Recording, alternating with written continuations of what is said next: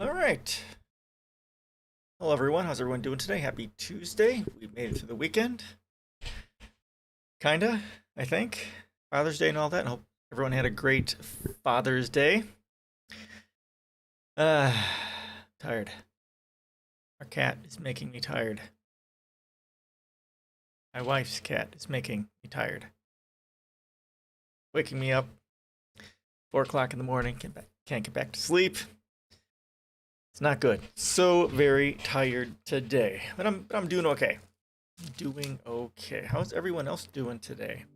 How's your weekend? How was your Father's Day? We did go to my parents' house. We're outside. We had pizza. Say hi. So that was kind of nice. Then we were potentially going to play Dungeons and Dragons, but that didn't happen. Father's Day stuff, or at least the GM.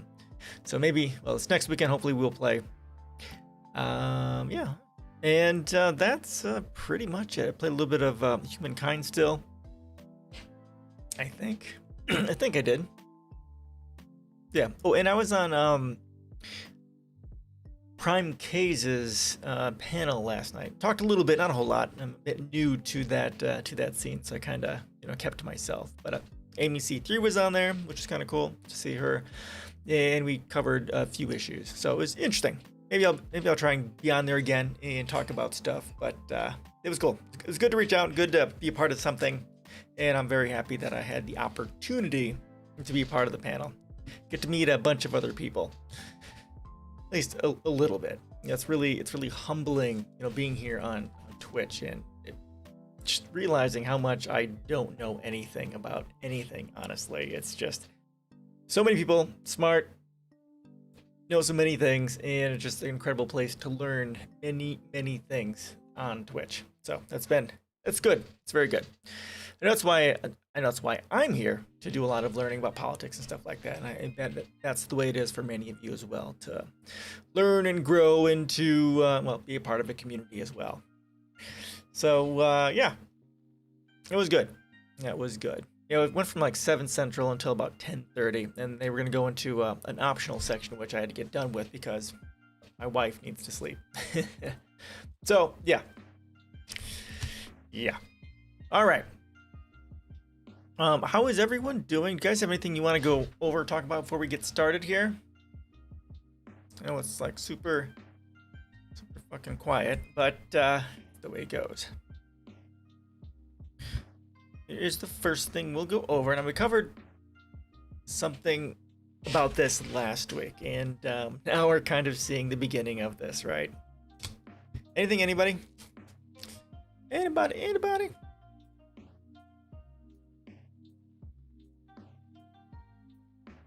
Okay, well let's get started here. This is from The Intercept. This is from today, actually.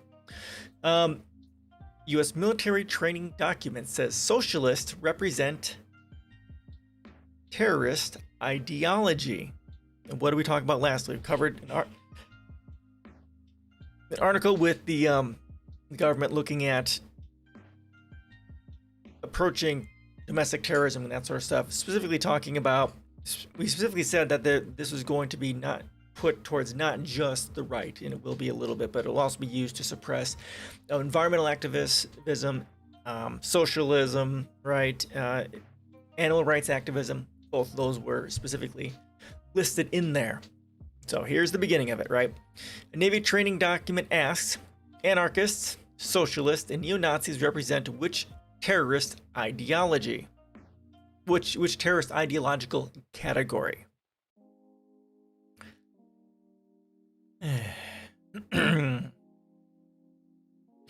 So this is U.S. Naval class arrives for the graduation ceremony at Naval Academy on May 28th in Annapolis. So these are Navy officers here.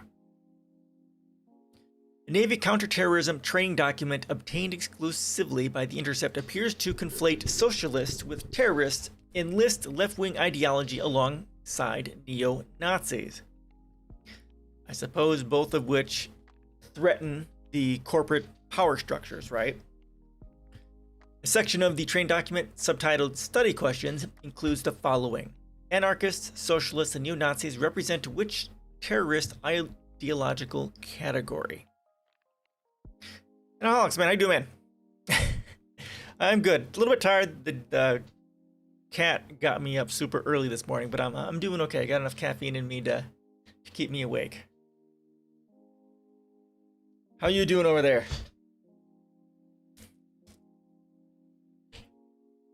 Gonna be yawning still. I'll try and keep it at a minimum. This is your national color? It's like a... Not sure what I would call it. It's like a... It's not really salmon. It's darker than that. Kind of more of an orangish... Yeah. At work we had a Salmonella Thursday. Orange. Oh, okay. All right. Yeah. Well, it's more on the orange spectrum, so that's about right. Okay. All right. Cool. Represent. Glad to represent. All right. Cool. I don't think we have a quote national color. I couldn't imagine how you'd come down to picking that. Well, it'd be red, white, or blue, I suppose. Most likely red for the blood spilled in order to maintain capitalism and the US's imperialism and control over the world. So I think red is probably the appropriate one. In one of my posts talking about the flag a little bit, I specifically said what red, white, and blue contemporarily would mean given the US's imperialism. Yeah, bad. Definitely, our national color would definitely be red. Definitely be red. So you're supposed to represent power as well, right? So that's kind of definitely appropriate.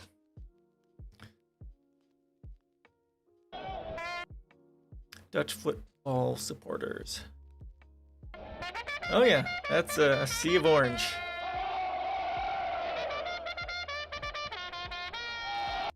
Okay, all right. Yeah, that's very orange.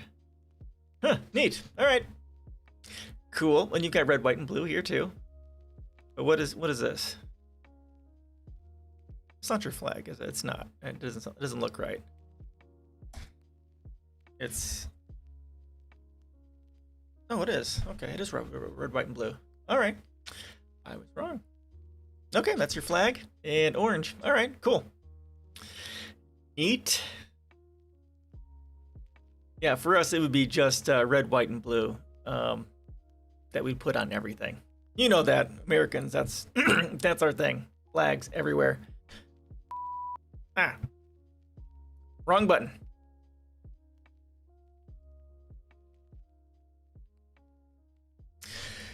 Yeah, so cool orange. It's almost, we have this popsicle. It's called a dreamsicle. It's got that orangish outside and kind of a creamy inside. So it's kind of a dreamsicle orange. See a lot of orange people together. Please don't shoot. I don't have a gun, so I'll be fine. But I don't know what the rest of these crazy bastards here in this country. Like, we have more guns per person than any other country in the world. So I make no promises for everyone else, but you'll be fine with me. Oh my God. It's horrific. All right. The correct answer is political terrorists. Military source briefed on the training told me. The document titled Introduction to Terrorism, Terrorist Operations is part of a longer training manual recently disseminated by the Naval Education Training and Command's Navy Tactical Training Center in conjunction with the Center for Security Forces. You have two guns, actually, but one is an air gun. Oh, what do you have? I've shot a few guns. A bunch of my friends are gun nuts. One's even an amateur gunsmith. I've shot like a 50 cal, rifle, pistol, a few 9mm, shotgun, stuff like that. This happened twice. We're actually going out to one of our, for D&D when we play, we had to go out to one of our players' house because he was house sitting. So we went there, and they've got an area where they do a lot of shooting. Yeah, and we did that twice, and then shotguns twice, which was pretty interesting.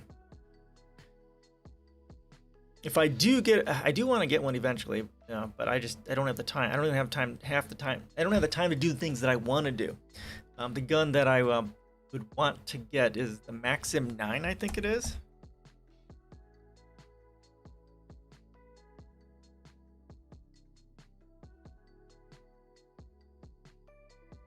It is fun. It is fun. It's a bad picture. It's got an integrated suppressor. Here it is. Integrated suppressor. It's a 9mm? Yeah, it's 9mm. So it's like 1,500 for this thing. But that's what I've been looking at. I looked at it last year. I don't have the time. I don't have the time to learn something new. I don't have the time to do my stream properly, get my blogging done. I don't have time for, God, anything. Anything. If I didn't have to work for a living, I'd get a hell of a lot more done. That's for sure. The training is designed for Master at Arms, the Navy's internal police, the military source said. So this is for MPs, military police. Okay. Trainee guide. Let's see. Introduction to terrorism, terrorist operations. Read outline, blah, blah, blah.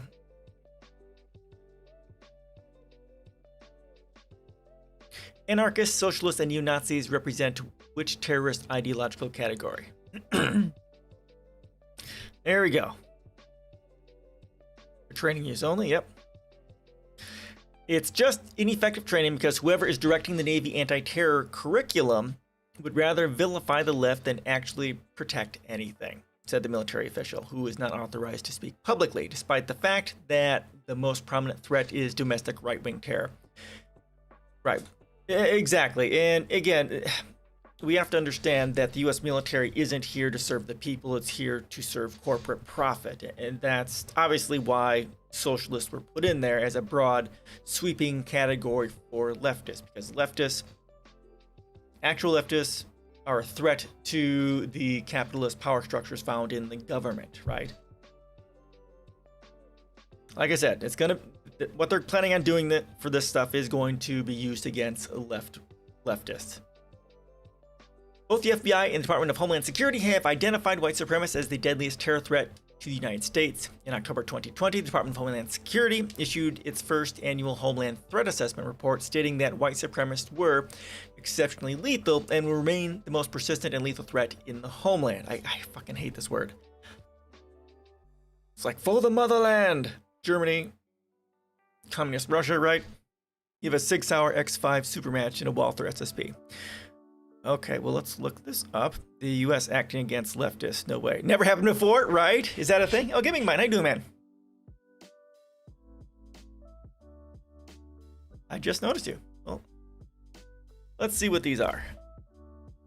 See how fancy you are. A Walther is something that Bond uses. James Bond. Oh, that's pretty. A little tired because the cat woke me up, of course, because that's what he does, like 4:30 in the morning. But other than that, that's pretty.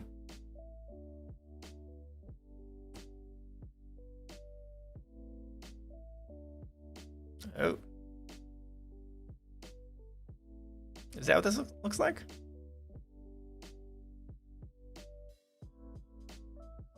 Looks like it's not quite. That's really compact, isn't it? Looks like it's a very compact gun. Oh yeah, look at that.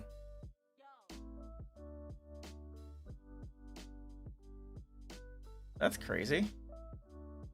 What possessed you to get this? Really compact. Oh, it's a 22. Oh, okay. I see. I gotcha. Okay, so it's probably a little more expensive and it's made for accuracy and that sort of a thing, right? When I hear Walther, I think of Inglourious Bastards. That's what, God, it's been forever since I've seen that.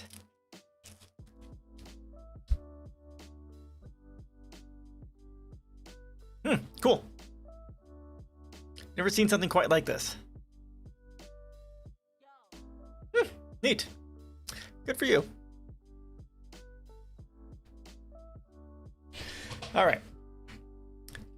Both the FBI and the Department of Homeland Security have identified white supremacists. Okay, I already read that. In September, FBI Director Christopher Wray, in testimony for the Senate Judiciary Committee, said that white supremacists have been responsible for the most lethal attacks over the last decade and that they comprise the biggest chunk of our domestic terrorism portfolio. Yep, yes they are. Asked about the debate over how to respond to the domestic terror threat, Kevin Kline, a former FBI assistant special agent in charge at the Bureau's New Haven field office, agreed that the white supremacist threat was serious but warned that any response must respect constitutionally protected activity like speech. No matter what we do in responding to domestic terrorism problem, the Constitution cannot be a casualty, Klein said. Unless, of course, it deals with leftists, and then we can do whatever they want.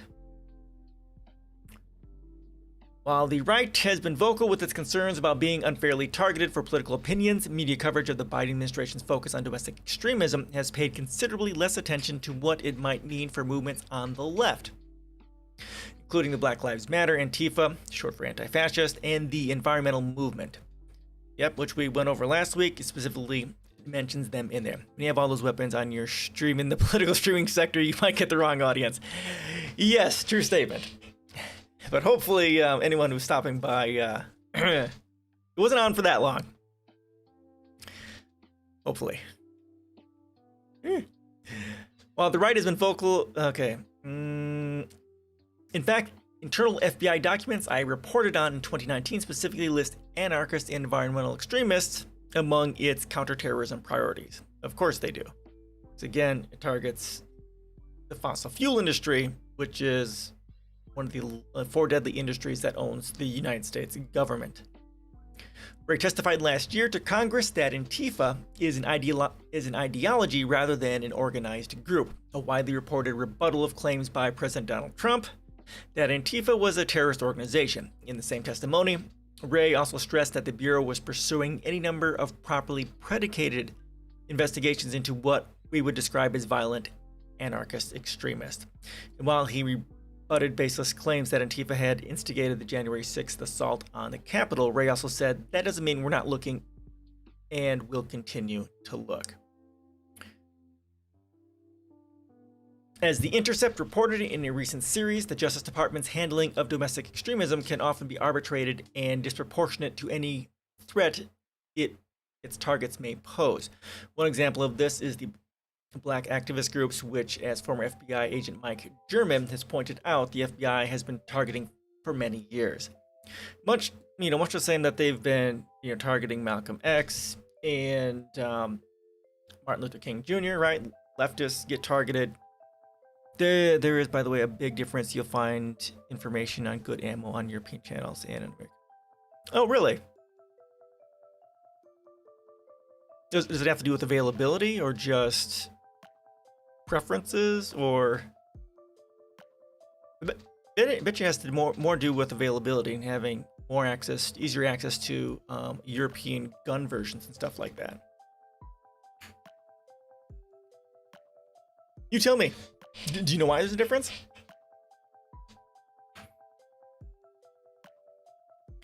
In 2019, I obtained internal documents revealing the FBI's counterterrorism priorities in the fiscal years 2018 to 2020.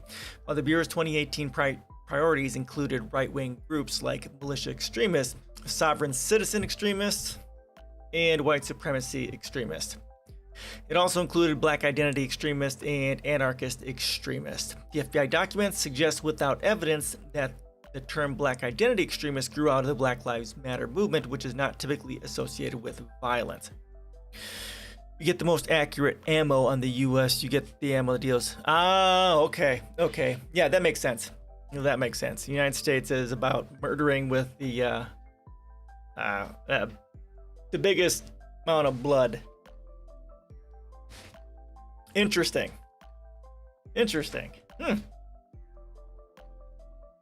FBI judges Black identity extremist perceptions of police brutality against African Americans have likely motivated acts of.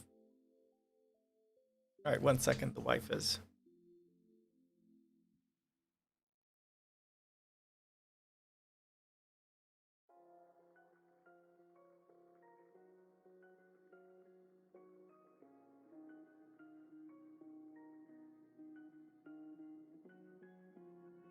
All right, sorry, the wife. I'm not allowed to use my gun for self-defense in the U.S. That's perfectly normal. Yep, exactly. What we're United States is toxic individualism. So a large part of that issue with high levels of inequality creates toxic individualism, sociopathy, and that sort of a thing. So, yeah, and that's it's not good. Not good. All right. The FBI first observed this activity following the August 2014 shooting of Michael Brown in Ferguson, Missouri, and the subsequent acquittal of police officers involved in that incident. Now, anything that happened following that is something that we have known was going to happen. Historically, when the police start, when it's put out into the public and the public knows about that, police are just unabashedly murdering people of color and others because they can, this is going to happen. I mean, we've had government report after government report following, these riots and stuff like that. Well, why do these happen? Well, why do these protests happen? Well, we know. I mean, I've got my blog post on the Kerner Report, right, saying, this is from 68, following 67 riots. It's Americans need to stop being racist bastards and then reduce inequality. We've known for almost 100 years, through studies, what needs to be done, and it's not difficult, but there's no money to be made in doing good things. Plus, also, the United States is systemically and structurally racist, so that also would never get done because it would help people of color. The document went on to describe a cryptic program codenamed Iron Fist, in which FBI would use undercover employees and recruit confidential informants among Black identity extremist groups. The documents even suggest that attempts to penetrate the groups had already been undertaken, describing the task as challenging. The FBI documents state it is challenging to get sources into Black identity groups due to security measures these groups employ. The vetting process and time investment to gain access to leadership in Black identity extremist groups is very lengthy. The use of undercover employees and online covert employees in Black identity extremists investigations would provide valuable intelligence to assist in mitigating the threat. Well, here's a. I need to have my gun and my munition in separate safes. Okay, and the munition is not allowed to be in the magazine. Oh, that's cool. I mean, that's all good stuff. I mean, I don't have that in my policies. I don't think they have to be in separate safes, but that makes sense. It makes a lot of sense. And regular checks. That's cool. That's exactly the sort of things that should be going on here. But the in the United States, people suffer from GDS, gun derangement syndrome. Once people get a gun here, they kind of lose their minds and they become righties, and it's difficult. It's very difficult. They just, it's that brain damage from getting it, and they just lose their minds. I'm afraid, in a sense, I'm actually afraid of getting a gun because I don't want to suffer from GDS and have it affect me that way. Because then I lose that objectivity when it comes to gun laws and that sort of a thing. So yeah, so if they actually cared about dealing with, if they look at Black identity groups as a problem, Black Lives Matter, the very simple answer is reduce inequality. If they actually cared about it, if they want to do something about it, lowering inequality is the most important thing they could do. The FBI's Iron Fist program was concerning enough that then Representative Cedric Richmond, now a senior advisor to President Biden, grilled the FBI director about it in 2019. It was far from the only time during the Trump administration that Democrats expressed concerns that the national security state was targeting groups on the political left. But those concerns have waned under Biden administration, which is, despite an intensified focus on domestic extremism that could include groups on the left, as the Navy document suggests. And this is the exact problem. When as soon as a Democrat gets in office, people go to sleep. And people need to understand that Democrats aren't your friends. They're not even a little bit. And the fact that people go to sleep means the problems that they create are able to get through much easier. I'm allowed to have a gun, which means in the lens that I am mentally healthy, which might not surprise you. Which might surprise you. Oh no, not at all. And having psychological evaluations on gun owners is also a very good thing. That's a part of my policies as well, and that definitely needs to be part of that profile. People who are domestic abusers, have drug addictions, stuff like that, potentially shouldn't be allowed to have guns until they're proven to be, stable and that sort of a thing.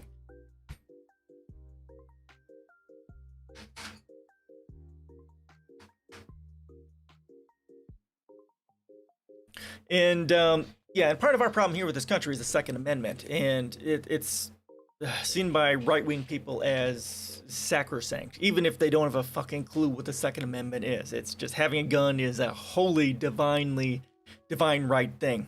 We have talk every year with the police and check. Oh, really? That's awesome. That's fucking cool, dude. Way cool. Yeah, we watched a video on YouTube. This was probably last year. Hopefully this doesn't turn into some anti-black policy of, hey, you smoked weed once. Oh yeah, most definitely. That's part. Well, I mean, that would change if we legalize all drugs, and then obviously, the classification of weed, well, eventually wouldn't be on that list, right? Just like alcohol wouldn't be. It's more of the abuse aspect. At least for me, that's the way it would be. It's abuse and that sort of a thing, which it's very hard to abuse weed. Very hard to abuse weed. Okay, let's see. Yeah, so people on the left go to sleep as soon as, or not just, Americans go to sleep once a Democrat's in office, not paying attention to anything, thinking everything is gonna be okay. We can try. According to the military source, the training materials also include a Black Panther's fist symbol on a slide of terror organizations with Al-Qaeda. Echoing Klein's concerns about constitutional rights, a senior Defense Department official familiar with the development of the military's domestic extremism program said that defining extremism in a way that respects First Amendment rights was proving exceptionally difficult. An internal Pentagon draft document proposing language to define extremism, reviewed by The Intercept, is 3 pages long. The tortured language reflecting attempts not to violate First Amendment rights, according to the senior Defense Department official. Is even somehow worse than Trump, but hey, blue is in power, everything good. Yeah, that's exactly right. That's, I wrote that huge ass blog post on Vote Blue No Matter Who. The Democrats are the controlled opposition party, and they feel I'm also doubling the police budget. Yeah, oh yeah, that's exactly right. Yep, yeah, increasing the military budget, increasing police budgets. Oh yeah, I mean they talk left during the elections, and then they do this bullshit. Here you have to stay under the radar of the police to have a gun. That's good. Even too many speeding tickets could mean that you have to turn in your guns. Really? They simply say if you can't be responsible with the car, then you might not be responsible with the gun. Okay. Wow, that wouldn't fly here. I think that might be a little bit much. But that's interesting. Very interesting. It's good. It's good. That's the way you guys are doing it there is the way it should be, of course, because we're fucking idiots over here. Suffering so much brain damage from inequality. Oh my god. Yeah, so Democrats bad. Democrats are moderate. Conservatives, they just have better marketing.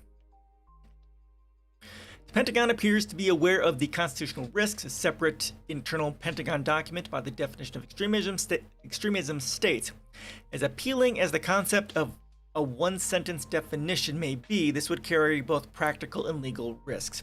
A single-sentence definition, crafted too narrowly, might fail to prohibit actions that threaten the department's ability to carry out its mission. A less specific definition, on the other hand, risks being so vague as to prohibit or chill constitutionally protected conduct by service members.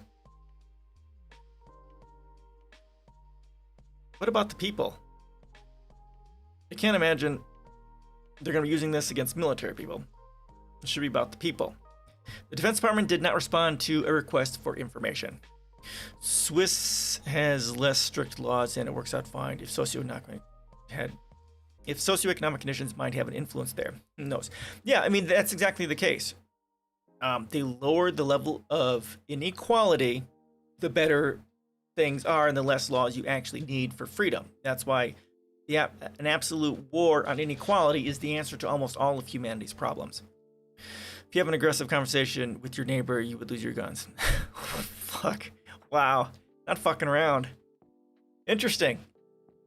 Well, the benefit you guys have there, of course, because you have higher levels of equality, that social trust is high, all that, the tribalism is low, and everything is so much better because the biopsychosocial effects of equality make everything better. Good game, USA. What'd we do? Did we win? Which game? Is a Naborg a cyborg neighbor? Yes. They're invading now. I think they're made by Amazon.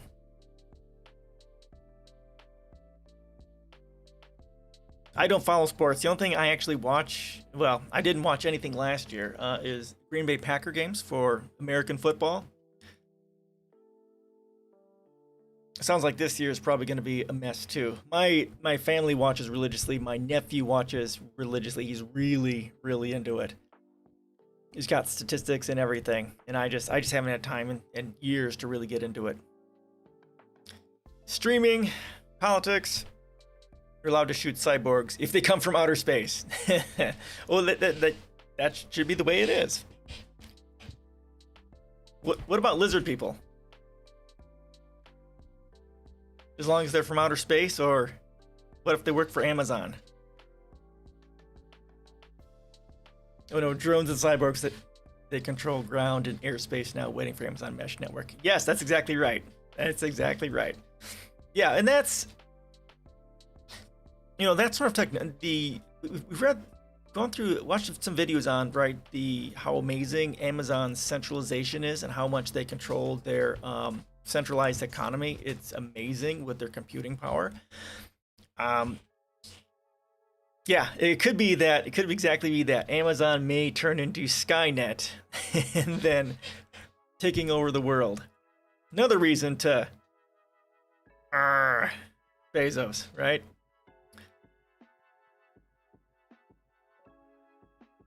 Almost a central network. Yeah, exactly. It's like Walmart here in the United States. It's a supermarket chain, the largest supermarket chain in the United States. They have a similar centralized planning thing to take care of their logistics for getting stuff everywhere. And Amazon's even bigger, of course. It's global. It's scary. It's scary how good they do. It's also scary the price that it takes on the people to get all of that to work properly. This will happen on Amazon Web Services and Azure and the Azure Cloud. Yep. That's exactly right. Apple is another good example of how they simply make the best laptop right now, since they control every part of the production. Yeah, there's definitely a large benefit to controlling your entire supply chain and the quality and all that sort of stuff. Oh, definitely. I need to get one at some point. So I haven't ever really used an Apple product. I absolutely revile iTunes. I fucking hate that software. Oh my god, do I hate it. Hate it with an absolute fucking passion. So freaking big doesn't control. I don't know about that. I know it's huge. It's one of the biggest money makers for Amazon, and it controls pretty much a lot of the internet, actually. A lot of the internet is run off AWS. I don't remember where I heard that, but yeah, it's pretty amazing what they've done with that. Oh, it's 32%. Okay, I was looking at AWS for what was I looking at AWS for? For a backup solution. So I was looking for an online backup solution, and I was looking at AWS, and it was just, for what we're doing is way too expensive. Yeah, it is. It's huge, humongous.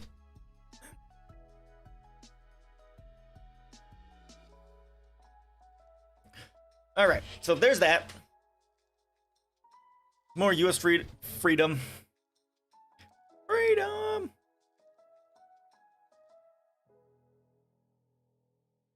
All right, now we got 2 articles here on COVID. Funny thing is that Microsoft is one of the biggest after AWS, of course.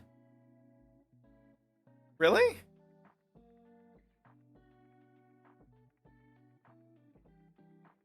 Microsoft is a large provider for Linux? Huh? Huh?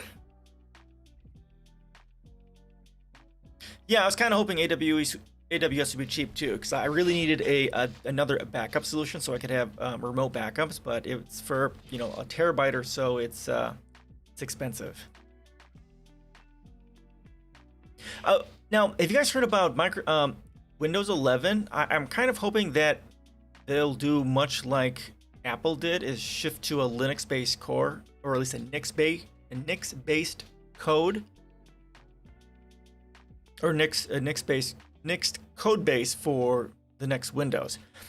I saw just one video, Linus oh my god, I can't speak today. Linus Tech Tips looking at a demo build, and it's just looks exactly the same except for some UI updates.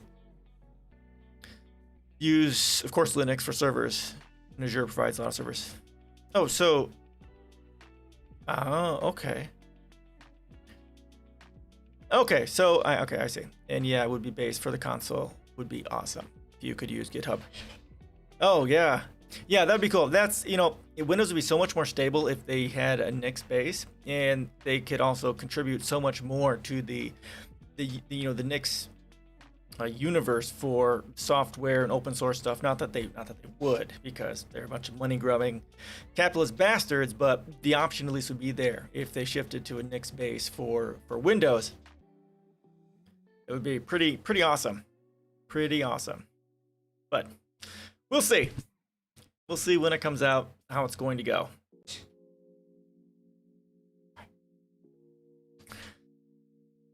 All right, so this is from Time. From yesterday. Here we go. How a false sense of security and a little secret tea broke down Taiwan's COVID-19 defenses. They'll be announcing Windows 11 in 2 days. Hopefully it'll be free. You really think so? I mean, the upgrade from like 7 to like 10 was free, wasn't it? For a limited time. I think that's when I got my upgrade for my previous computer. I had to buy the Windows 10 for this. You honestly think it'll be free? I think that would be awesome. I think it'll be for the user, but the companies. Oh, of course. Of course. I mean, that's the way it typically is. They Dell or whatever makes their computer, and then it's a part of the computer. Then you still pay for Windows. What do you mean, like a custom computer that you make? I mean, it's been kind of, for like Dell and stuff like that. It's been like that for a long time. That's where Microsoft has made a lot of money off of Windows, is from that the pre-built, Dell sort of. God, I'm tired, so my brain isn't working. The Dell and the pre-built, large manufacturer demographic. Yeah. It's not a lot. I paid about a little over 100, I think, for mine. Yeah, but they've got so many. I mean, like I work for a small county government. We've got like 500 people working for us, and we've got Dell everything. I think we have a 5-year replacement cycle, and we've got just shitloads of computers. So they make massive amounts of money off large, government contracts and things like that. Massive money. Well, it'd be cool if it was free. Make life a lot easier. I mean, free for many people. We shall see.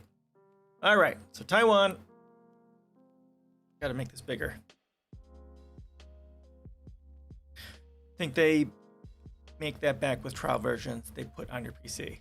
Trial versions of Windows?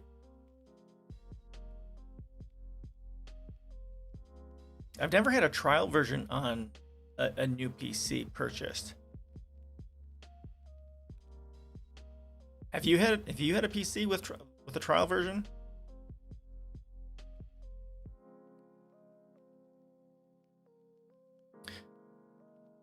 Every major graphics card and mainboard company is literally from Taiwan.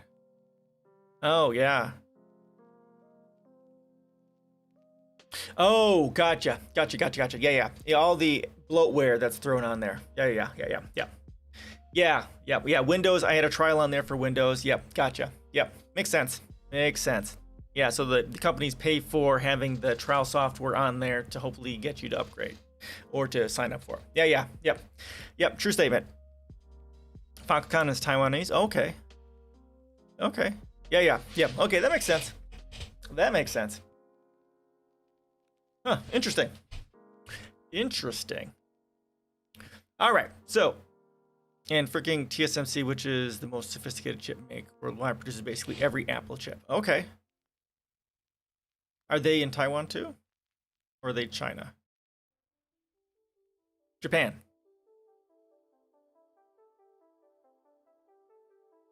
So they're Taiwan too. Okay, interesting. Wow.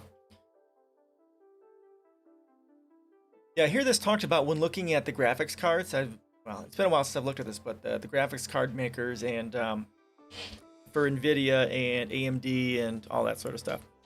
Oh, Taiwanese. Oh, okay. It's in the name. There you go. Cool. Taiwan Semiconductor. I gotcha. I understand what you're doing.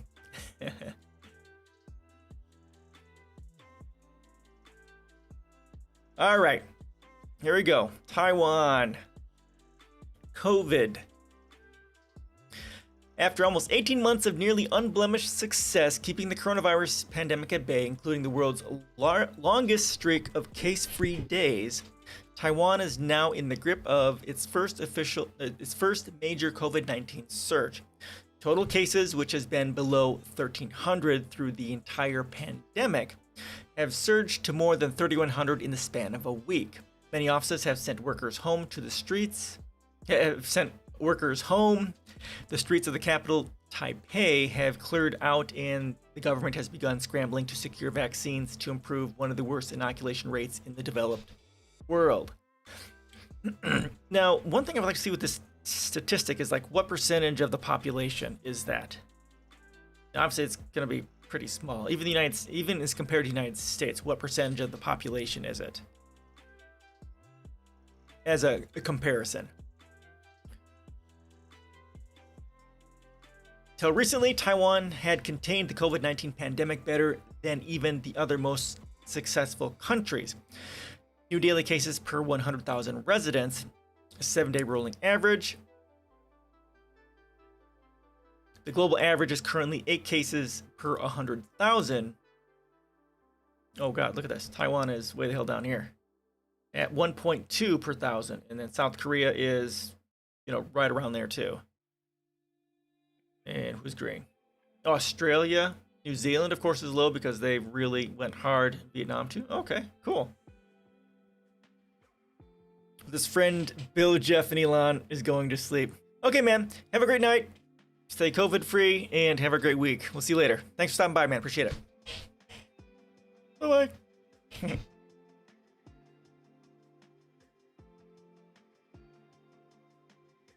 The outbreak likely began after spilling over from cargo plane crews. However, the bulk of the surge has been traced back to 2 sources.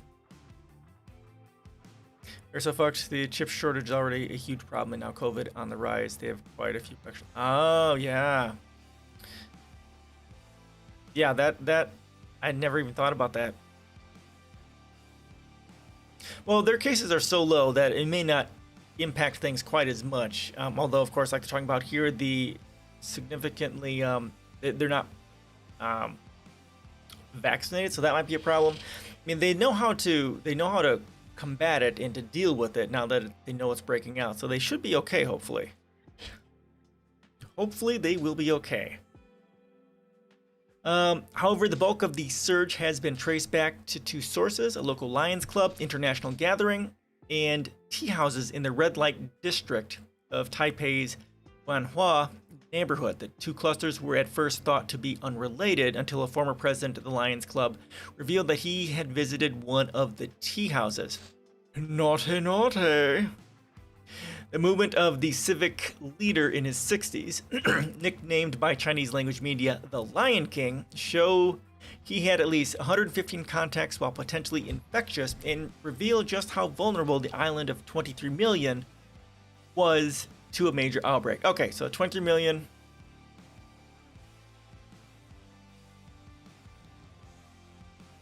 Actually, yep. After rapidly imposing world-leading infection control measures, Taiwan slowly began to let down its guard last summer. Crowds of thousands of people were allowed to return to concerts, baseball games, and religious festivals. Large meals and family gatherings became increasingly common, and masks became rarer as months passed with no local infections. Yeah, and the issue, of course, here is that it's I suppose it's less problematic if the people there let their guard down. It's realizing that people from outside the country are the problem, especially if they're fucking Americans, of course. We're ridiculous. Yeah, just had they not let down their guard on people coming into the country, that's the thing where the problem became. Because not every single country is dealing with it well, especially the United States and a lot of other countries. They should have maintained their vigilance with that. Last year, we started to kind of go out but deal with it in a careful way, says Freddie Lim, a rock star turned lawmaker who represents Wanhua in Taiwan's legislature. But this year, I think we forgot the part about being careful. Taiwan's outbreak is now proving to be a test of whether a society relatively untouched by COVID-19 can effectively put to use the lessons the rest of the world learned the hard way. Americans doing a vacation in the middle of a pandemic will sure be careful. And yeah, exactly right. It's insane. People are just acting like nothing's happening. And it's, with the B117 variant from England coming around, and it's more infectious and more deadly. And now we've got the variant from India, which is on the rise. It's we've got an article coming up here talking about that, and it's normal COVID's bad enough. If you're vaccinated, you're probably gonna be okay, but it's the variants we need to worry about now, and that's why I got vaccinated, because it was I didn't want to take it for a while until it was fully gone through the process, right? But I have a child, and B117 is supposed to be much worse for children. Develop the vaccine with high efficacy, otherwise. Yeah. Who else using that, though? I mean, obviously the United States isn't, because, they're communists. Communists! And I know they sent their people all over the world, which is awesome. I think they went to Italy first. And don't they have like 3 vaccines they've made? I mean, they finished it a few days ago. Oh, yeah. Is that their first one? I thought they've had like 3 of them, and they just finished a new one.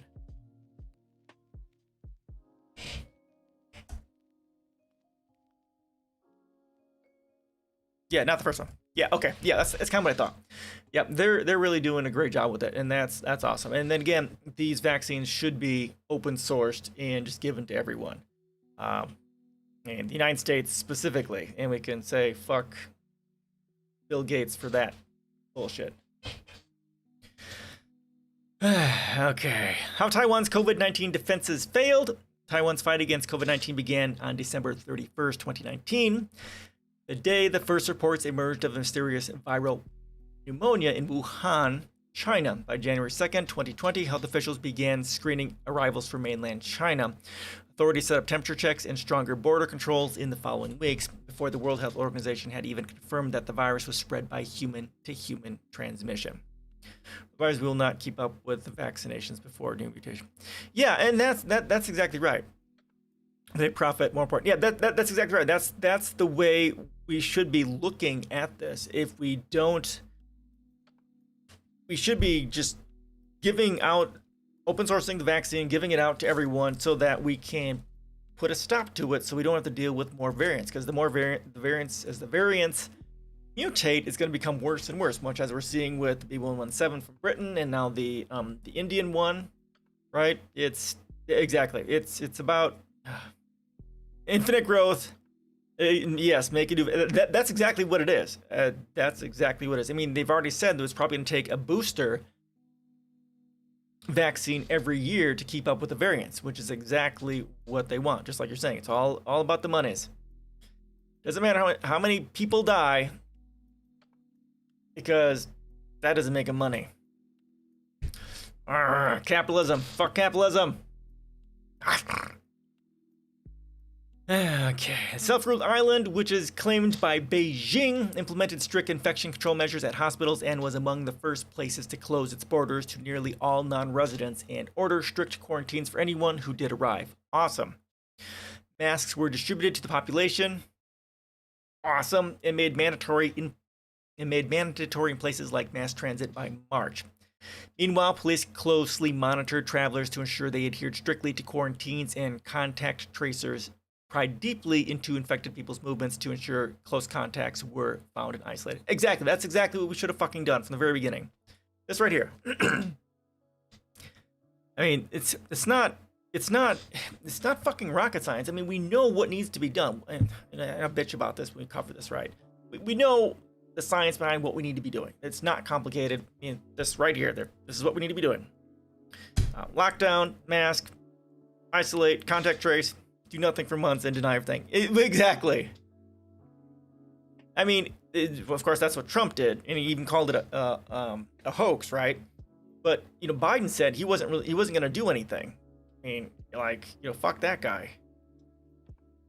They're just as Democrats are just as they're more horrific than Republicans because people think Democrats actually fucking care. Silly people.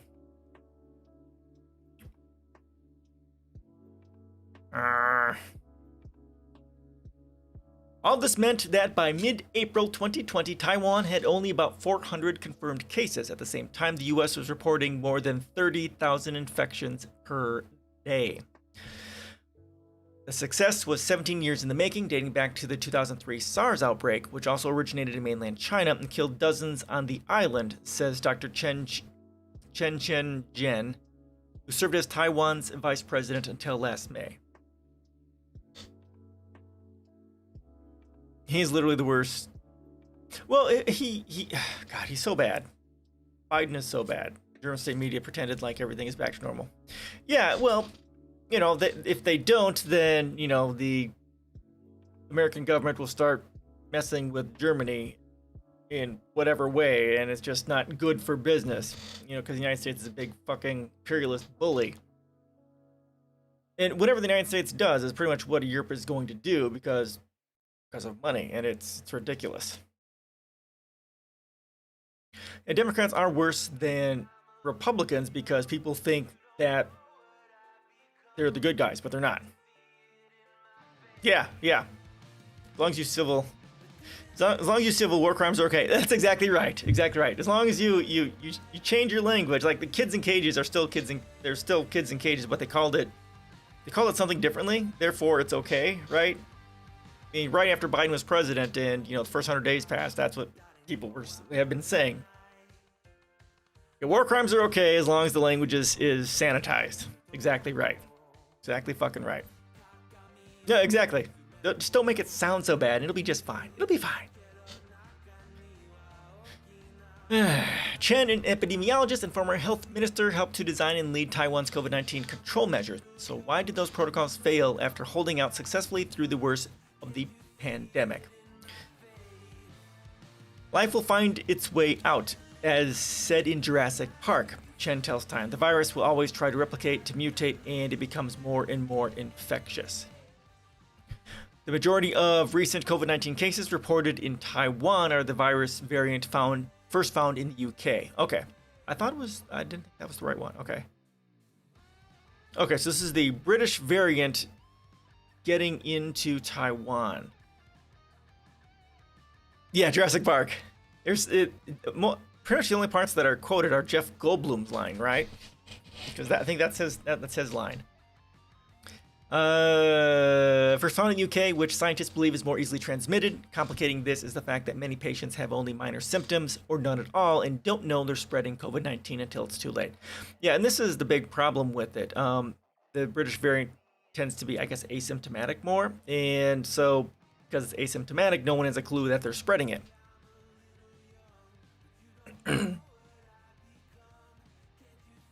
This appears to be what happened in the Lion King case. Dozens of people connected to the Lions Club cluster were infected by one or more carriers who believed it was safe to socialize.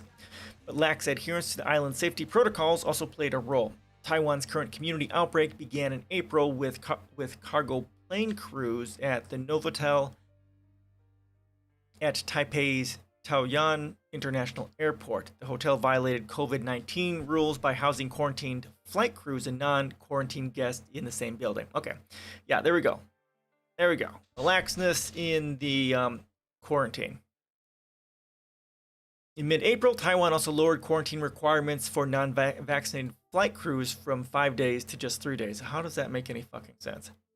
At least 29 cases are linked to the Novotel cluster, including hotel staff. Officials say cases in the Novotel cluster, the Lions Club cluster, and the cluster of cases in the Wanhua's red light district were all infected with the same strain of the coronavirus, suggesting they have a common source.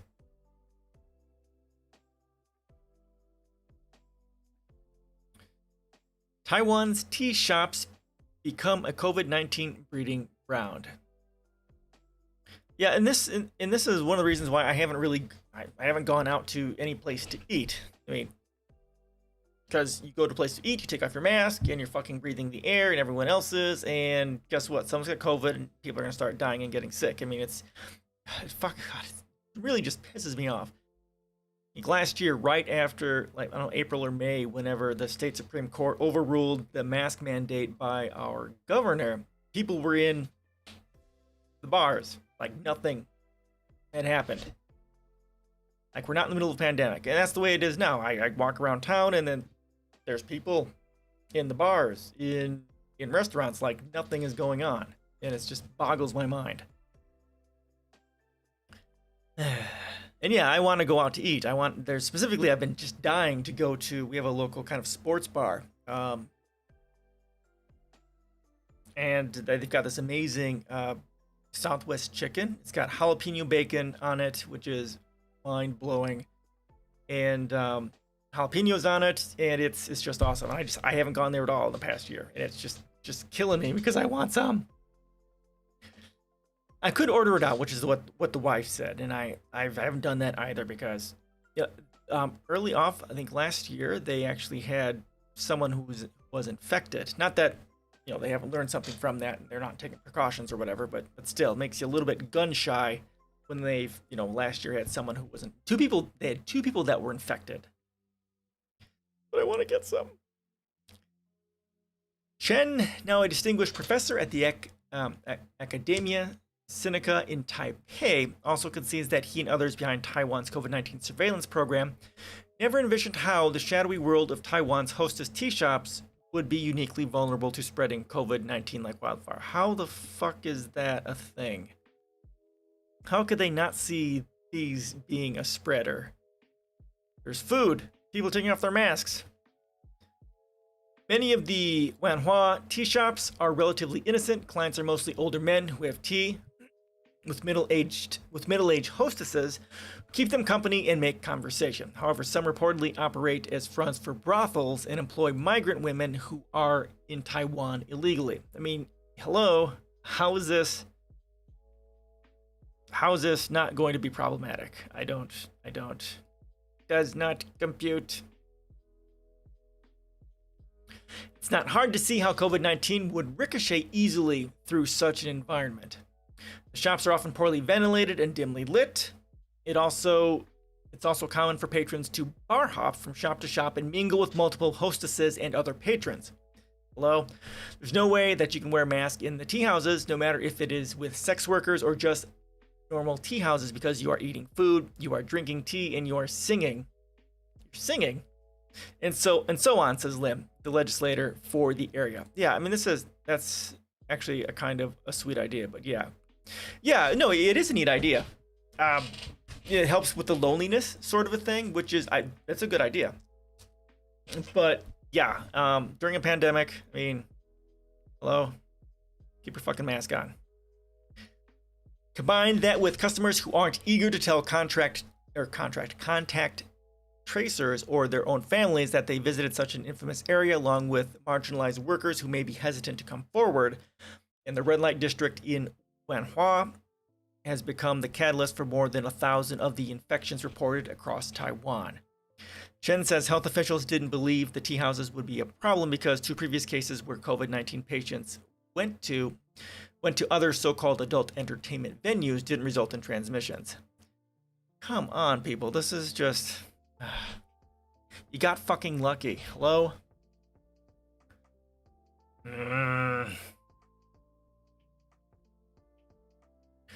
Medical workers wait to receive AstraZeneca COVID-19 vaccine. Hospital in Taipei. Taiwan's vaccine shortfall. The other major reason that COVID-19 has spiked so quickly in Taiwan is that the virus found virgin immune territory. Very few people have been exposed, and thus very few have antibodies. Taiwan's vaccination rollout has also been almost non-existent. Okay, the island received just 300,000 doses of the AstraZeneca vaccine before the outbreak and had been hard-pressed to administer even those, with less than 2% of the population immunized. That's a number that stands out even in Asia, which has lagged much of the rest of the world in vaccine rollouts. Didn't we read an article about why one of these Asian countries it was Japan, they weren't vaccinated. They had one of the lowest levels of vaccination, and it's because they don't trust the vaccines. Okay, that was Japan, not here. But yeah, it seems to be kind of a thing there in Asia, the vaccine hesitancy and stuff. The problem has been both supply and demand. Of course, AstraZeneca suffered big problems in Europe and so on. The lack of virus on the island has meant most Taiwanese people see no urgency to get vaccinated. Yep, incidents of side effects, including the very rare occurrences of blood clots for the AstraZeneca vaccine, right, have been heavily reported by local media. A YouGov survey in early May found that just 40% of Taiwanese people said they were willing to be vaccinated. Oh, wow. Second lowest among 21 places polled around the world. Since the outbreak, demand for vaccines has increased dramatically. Yeah.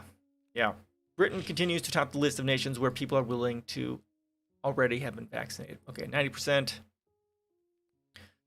China, 83%. United States, 77%. Okay, people are willing. Okay, so people who are willing, what percentage of the people polled are willing to get vaccinated?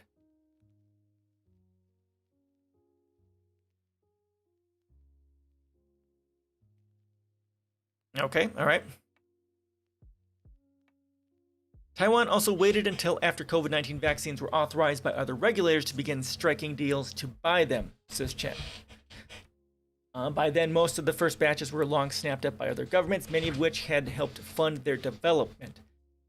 So while Taiwan has secured some 20 million doses of vaccine from various sources, it's farther back in the line than most developed economies. Again, of course, open source the vaccines and help solve the problem.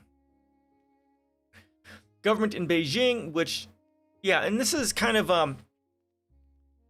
a good argument for nationalizing, of course, healthcare and nationalizing the creation of vaccines. And that's, I think I just added, did I add that to my policies already? Let me check. If not, I'm gonna need to add this, because I think I added this recently. Come on, pick up, you can do it. Oh.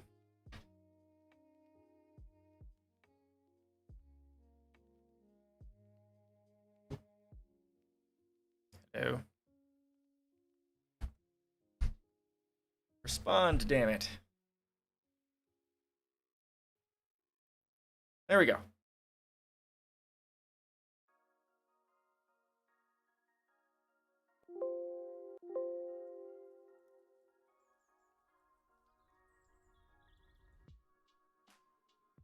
Nope, I don't think I have added it.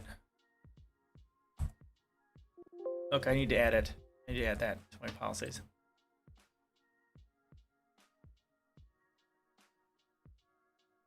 You're damn right I am. Yeah, and like we read last on Saturday, they specifically talked about anti-capitalist people, right? So yeah, like I said, I might be classified in one of those. Just look at my fucking blog and the FBI knocking down my fucking door. You fucking commie! Damn. The government in Beijing, which views Taiwan as a breakaway province that must be reunited with the rest of China, has offered to provide vaccine doses, though Taiwanese officials accuse the mainland of trying to sow confusion and discord with the offer. The U.S. has pledged to help once it releases its stockpile of millions of AstraZeneca doses. On Wednesday, 400,000 doses arrived from COVAX, the international vaccine distribution scheme. I know. I mean, that's really what it's all about, right? I mean, leftist politics is typically based upon compassion. It's about making things better for other people. Whereas, of course, centrist and right-leaning stuff is not. Specifically, right-leaning people are sociopathic, bordering on psychopathic, and centrist or Democrats, center-right, they're sociopaths as well. And it's not about doing what's best for the people of the environment. It's about fucking profit. 2 months after talking to leftists, I had the realization, wait a second, I would be considered radical now. I just want to help people. Yeah, and that's the way it is. Within capitalism, just wanting to help people and want to stop suffering, it's a fucking radical thing because there's no goddamn profit in it. And then wanting to help people stop the suffering, make the world a better place, is antithetical to the very existence of capitalism, because capitalism doesn't give a fuck about anything besides profit. Again, that's my tension within the methods of exchange problem.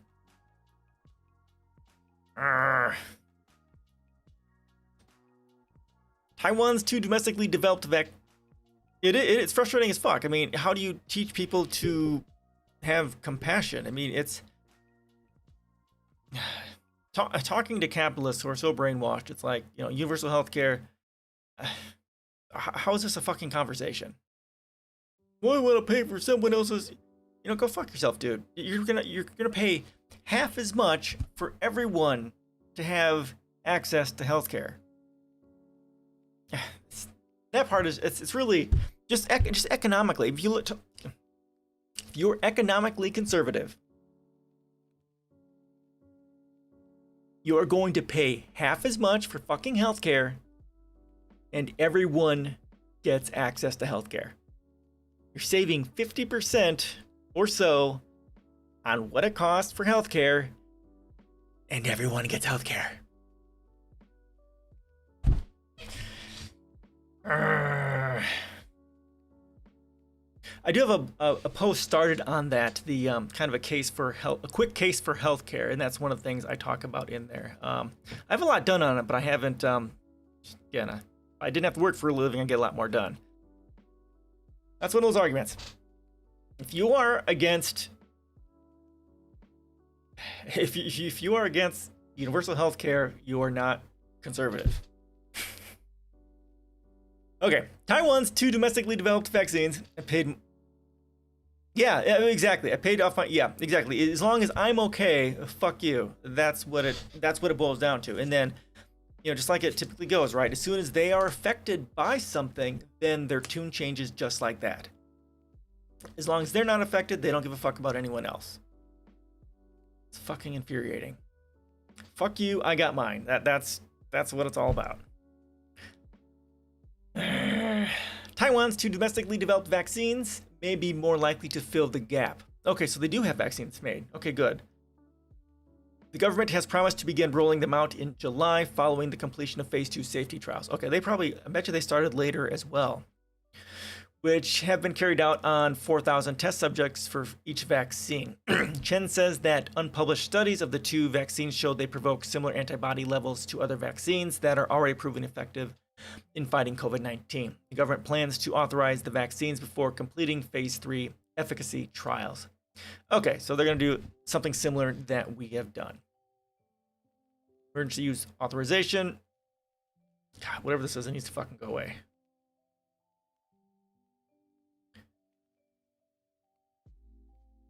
Right, I'm gonna refresh to see if I can get rid of it. How about this? Let's do this. Oh no, I broke it. I broke it. Well, let's try it again.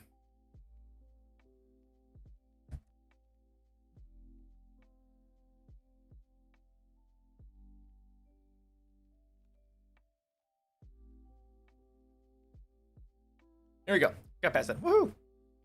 Learning from the world's mistakes. The government has responded swiftly to the surging cases. It has opened testing centers in hotspots, restricted the size of gatherings, began enforcing mask mandates with hefty fines, shut down schools, and urged residents to stay home. Holy fuck. A country that's doing what needs to be done. Who would fucking think that's a thing? It's fucking... God, it's mind-boggling.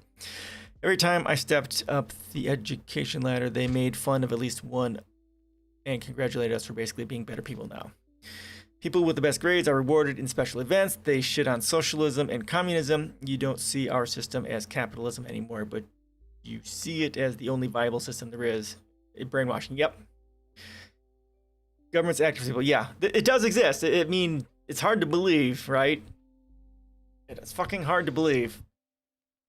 Yeah, and part of the, education, especially in the West, where it's, very predominantly capitalist, especially as enforced by the imperialist hegemony of the United States, the higher education is about brainwashing people into capitalism. And of course, Red Scare and stuff like that, and making sure that no one is willing to consider socialism or communism as a viable alternative. It's, yeah. Although, in the Nordic countries, they're still very capitalist, but they at least care about their people enough to do things that actually matter, lowering inequality, getting rid of, preparing them to take abuse at work. Exactly. Yeah, take your place as a cog in the machine for corporations to grind you into dust so they can make profit. Exactly. Capitalist propaganda. But Taiwan's most effective weapon in fighting COVID-19 may be its people, whereas most new surges around the world are met with increasing amounts of pandemic fatigue and lower levels of compliance with social distancing rules. Most Taiwanese people have been, if anything, even more cautious than the government, which is fucking awesome. Again, that comes from, because they've gone through the SARS thing and had people die and that sort of thing. They know what needs to be done. Plus, Asians tend to be more conscious of that sort of thing, wearing masks when they're sick. That's something that they've typically done, and it's just nice when you have a society that has compassion as a part of its social structure, social belief system. Don't know what that's fucking like. That's good to hear. As cases began to spike, people rushed supermarkets, clearing the shelves of food and, yes, toilet paper. The usually teeming streets of Taipei are all but empty as most people choose to stay home. Fucking awesome. Many restaurants voluntarily closed or banned indoor dining, and those who kept their dining rooms open are now largely empty. Beating this COVID-19 wave has been a point of pride after the government imposed level 3 pandemic restrictions, 1 degree below a full lockdown. Memes began to circulate on social media that vowed to quash the surge in short order. Wow, that's fucking awesome. Look, world, Taiwan will only show you once how to remove a level 3 alert in 2 weeks. Challenge accepted. Nice. Yeah, Chu Chuang, a 28-year-old freelance stenographer, has been working from home but could not avoid going into her workplace one day this week. When she arrived, she went through a routine that was new to her but all too familiar across the world for the last 18 months. She sprayed down her desk with alcohol and did everything she could to keep herself away from others in the office. Cool. This is cool. She feels like it's her duty to do what she can to help reduce the spread of COVID-19 as quickly as possible. I know we're experiencing what happened abroad a year ago, she says. As long as we all do what we can and follow instructions, we'll be able to overcome this. These people have to be fucking aliens. I don't have a clue what this is. I can't even process this. I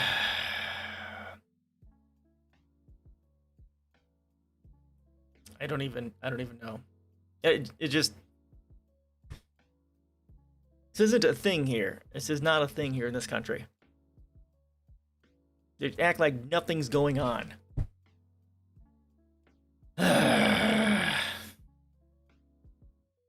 So good for them. At least they've got their heads out of their asses and they're dealing with it the way it should be, and the people are also a part of it, and that is awesome. Only that can be done here. All right, so now we've got news on the... Whoa, sorry, didn't mean to do that. Wrong place.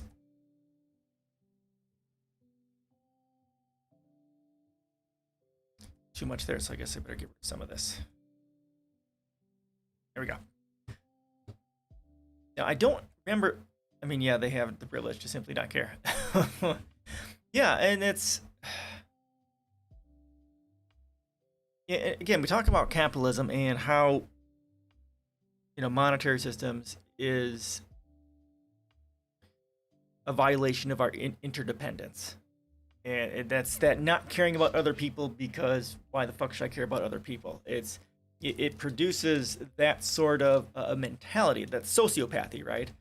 And fortunately, Taiwan, at least regarding disease, I don't know what else, they've maintained their interdependence. They maintained their concept of, you know, we have a responsibility to care for ourselves and care for others.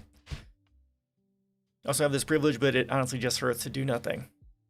Yeah. Ja is bae? You're bae? Who's bae? You're not my bae. How you doing today? Talk about some COVID stuff. We're about to start an article on the Indian variant, and I don't remember a whole lot about it. I haven't read a lot about it, but this is going to kind of go into it. Where are you from? I have a lot of Europeans on my stream. Few Americans.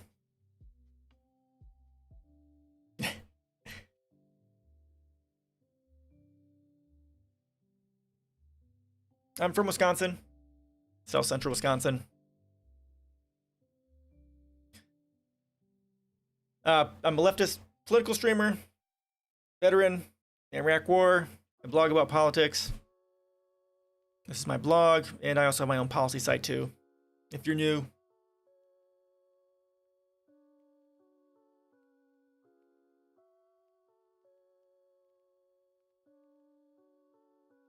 Yeah, mostly what I've known about the Indian variant is that it's definitely more, it's more infectious, but I'm not sure about the harm it causes. Oh, this Delta, my brain thought Delta, the airline. Well, that makes sense. That makes sense. Yeah, if you didn't notice the capitalization, right? Yeah, the Delta Airlines is the fastest and fittest COVID variant. Well, I mean, they're flying people, so maybe they were hired by COVID to do do the transfer so they can spread more quickly, right? I mean, it is capitalism, so as long as they're getting paid for it, why wouldn't they?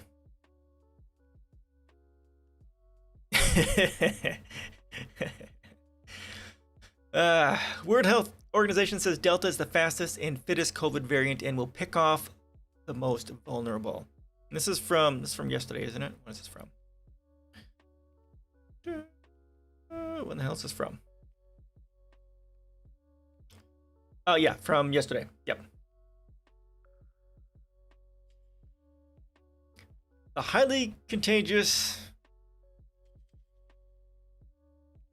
Yes, exactly. Release the patents now. Get these vaccines out there so everyone has access to them.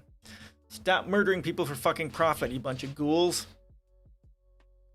The highly contagious Delta variant is the fastest and fittest coronavirus strain yet, and it will pick off the most vulnerable people, especially in places with low COVID-19 vaccination rates. World Health Organization officials warned Monday. Yeah, I was kind of expecting that the variant that was in Taiwan would have been the Indian variant here. But no, it's the B117 over there. Delta, first identified in India, has the potential to be more lethal because it's more efficient in the way it transmits between humans, and it will eventually find those vulnerable individuals who become severely ill, have to be hospitalized, and potentially die. Dr. Mike Ryan, executive director of the World Health Organization's Health Emergencies Program, said during a news conference. Ryan said the world's leaders and public health officials can help defend the most vulnerable through the donation and distribution of COVID vaccines. We can protect those vulnerable people, those frontline workers, Ryan said, and the fact that we haven't, as Director General Tedros Adhanom Ghebreyesus has said again and again, is a catastrophic moral failure at a global level. True statement. True statement. Like 421. Like the 421 from the US. What's that?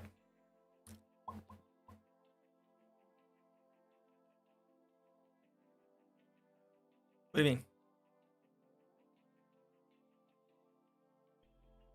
Okay.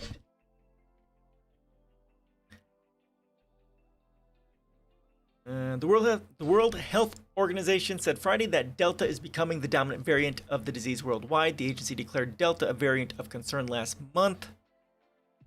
A variant can be labeled as of concern if it has been shown to be more contagious, more deadly, or more resistant to current vaccines and treatments, according to the health organization. Delta is now replacing Alpha, the highly contagious variant that swept across Europe and later the US earlier this year. Dr. Paul Offit, the director of Vaccine Education Center at Children's Hospital of Philadelphia, said in a recent interview. Studies suggest it is around 60% more transmissible than Alpha, which was more contagious than the original strain that emerged from Wuhan, China in late 2019. Okay, so the B117 variant from Britain was like 56% more contagious than the standard strain and like 60% more deadly than the standard strain of COVID. So this is 60% more transmissible than the B117. So it's about, advanced math here, 50. So it's about 75% more infectious than the original strain. What is this, darling? Ah, okay, gotcha.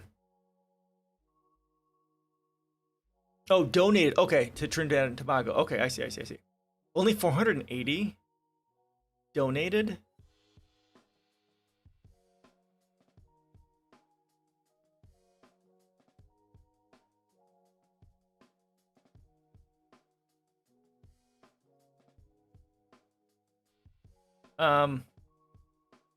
They made an official announcement and celebrated themselves.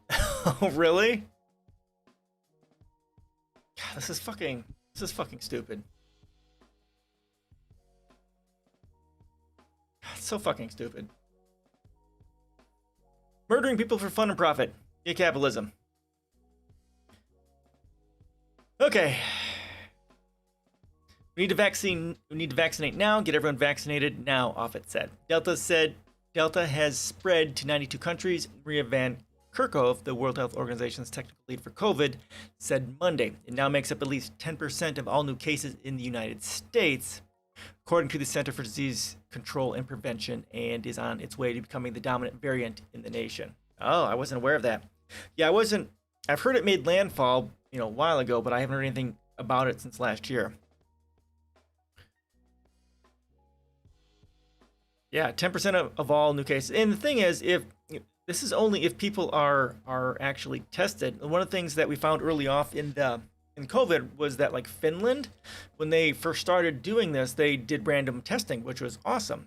And they found that 20% of the people randomly tested were asymptomatic carriers. So, and that's of the standard strain. And if like the Delta strain, the Indian strain, or the British strain had higher levels of asymptomatic asymptomatic carriers, this could end up skyrocketing very quickly, because that's, could make things much worse. The United Kingdom recently saw Delta become the dominant strain there. We read that, I think, a few weeks ago, surpassing its native Alpha variant, which was first detected in the country last fall. The Delta variant now makes up more than 60% of new cases in the UK. Holy fuck in a box. If we don't close schools, we're screwed. They're basically all asymptomatic. The younger kids tend to be asymptomatic. Yep, that was one of the reasons why people wanted the schools open, because they don't show symptoms. And a later study showed that they tended not to get other people sick. They tended not to transmit it, but a small minority of children were also super spreaders. So it's kind of a, take your chances sort of a thing. And it's, close the schools. Today, last Monday, last Monday? I read an article in our paper saying that there were people who came to the school board meeting saying, end the masks. There's like 20 people there just saying, get rid of the masks on our children. I'm like, fucking Jesus, dude. It drives me nuts. Yeah, I know, we're in a small rural town. So that's the kind of shit we're dealing with. At a county board meeting, was it? This was like last year. And the county was considering if they were going to do mask mandates, and people were coming there and, talking about religious, the children. Yes, masks are suppressed. Yeah, it's the fucking masks that they wear. It's just the cloth masks. Those fucking masks don't do jack shit, and it drives me nuts. Yes, religious arguments. Oh, and freedom arguments too. It was, oh my god, it was bad. It was just, we're a small rural. I wasn't at the meeting. I saw the video afterwards and come the fuck on. So yeah, that's kind of the place that we're in, and it's America, freedom.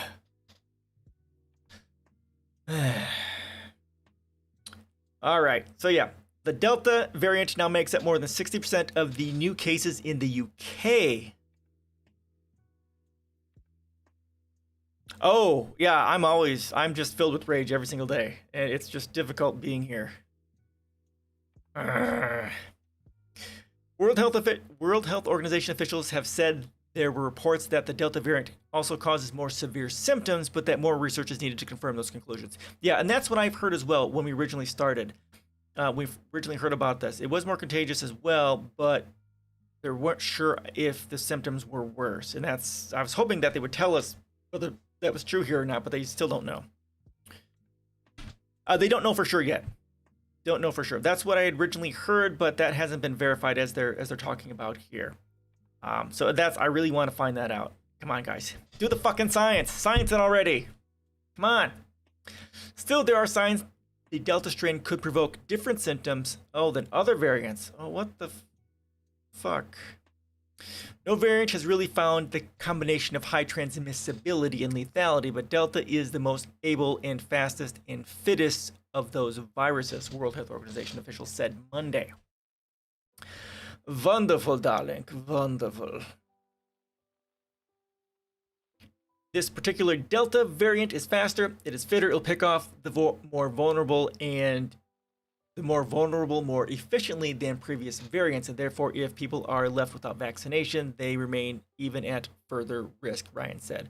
Yeah, and we also, of course, don't know how well the current vaccines, the various vaccines, work on the variants, and that's, when my wife and I are arguing about whether or not to open the studio, that's something that I care about, and we don't know how, because the B117 variant is here, it's been here for months, and now the the Indian variant is here, starting to grow, and we don't know how the vaccines work on them. So if we don't know that, we don't know what the dangers are of opening the studio,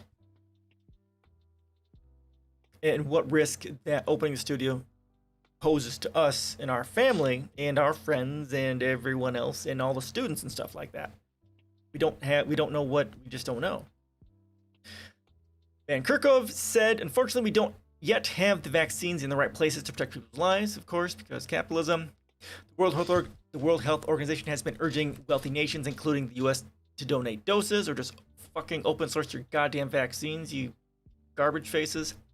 The Biden administration earlier Monday detailed where it will send 55 million vaccine doses, the majority of which will be distributed through COVAX, the World Health Organization-backed immunization program. Whoa, text.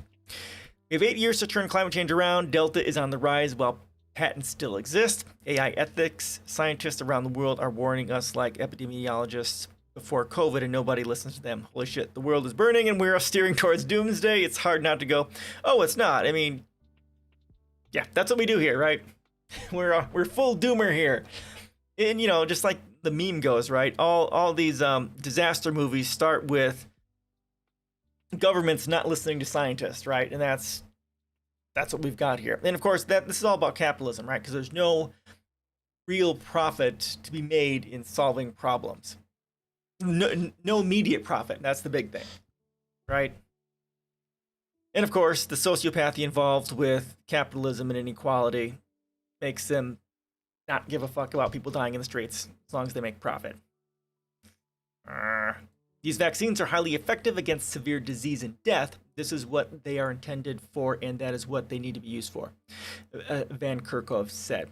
This is what COVAX and World Health Organization and all of our partners have been advocating for, that these vaccines reach people most at risk.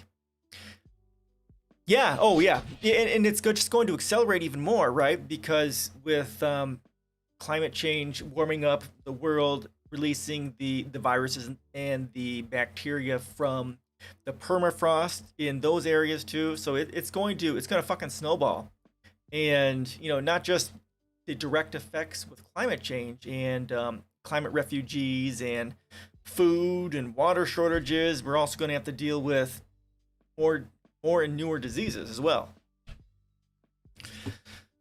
The death spiral is what is going to happen. So yeah, and this is something that even talking to people, right? They seem to think that vaccines are fucking magical. Like you've got a fucking force field around you that you've been vaccinated, therefore can't touch me. Got this field around me. And that's not how it works. It's not how it works. You can still get it. People who have had COVID have gotten sick again, and we don't. That's one of the things we have to understand about the vaccines. How well does it prevent? How well, if you do get infected with COVID, how well does the effects of the vaccine suppress the infection so that it is not infectious? If it works so well that it prevents you from being infectious, that's awesome. I mean, that would drastically change the way I feel about the vaccines and people going out and that sort of stuff. Because that's the key thing we don't know. Do the vaccines prevent infecting other people? The retransmissibility of being infected. That is a fucking key thing we need to understand. Frieza did nothing wrong. You're an anti-vax, Chad? Well, I'm not anti-vax. I wasn't going to get the vaccine first because it's not tested all the way to my comfortability. We don't know why, we don't have enough information on it, much like I'm talking about here. But I did get the vaccine because B117 had hit my area, and I have a daughter, and it's tends to affect children, at least at that time, tend to be much more severe on children. Why are you anti-vax?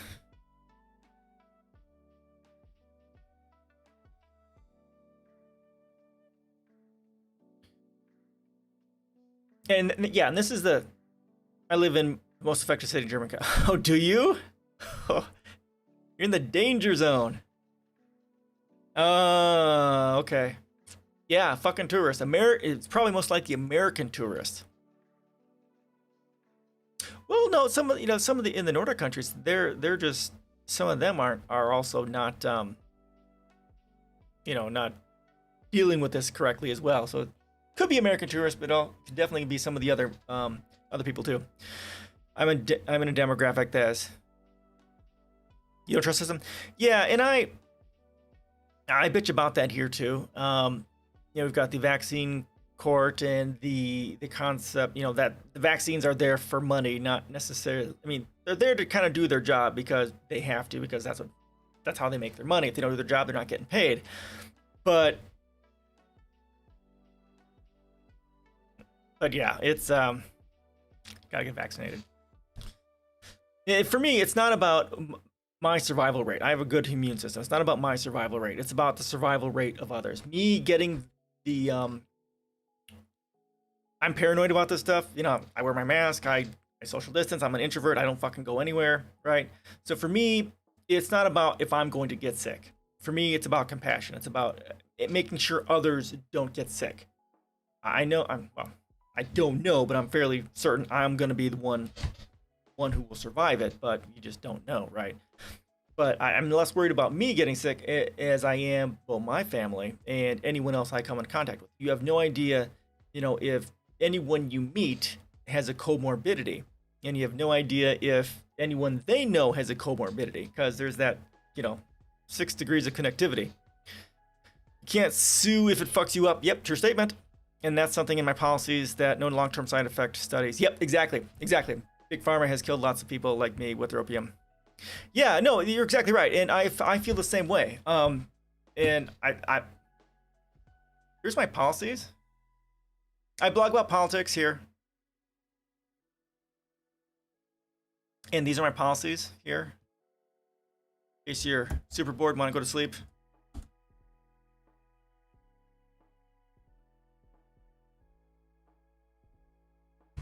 And I'm kind of torn on this. We need to end the vaccine court. Vaccine makers need to be liable.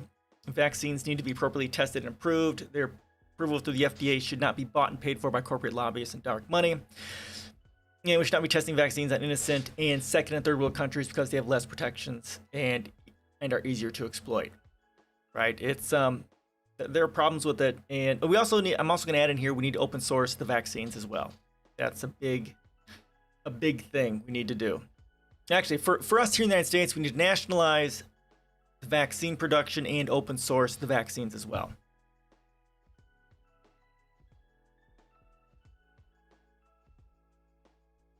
Okay, and this is also something to understand with these vaccines. They're specifically developed to prevent the severe parts of the disease. They're hoping that you become asymptomatic or have mild symptoms. That's what they're created for. We don't know about their reinfection rates. And that's the key thing that, like I was talking about earlier, that if you have, we don't have the retransmission rates or reinfection rates too, but transmissibility studies for people who have been vaccinated. That's what we really need. Also, intellectual property rights already kill a toxic mindset that everyone should figure out. Yeah, no, I agree. Everything should be fucking open sourced. I mean, that should be the core of everything. It is just, again, that's the capitalist bullshit. A lot more can get done globally if everything is open source. We can take advantage of the entire global brain trust to solve any given problem. We have so many more innovations and technological advancements if we open source everything. All right, so there you go. There's that.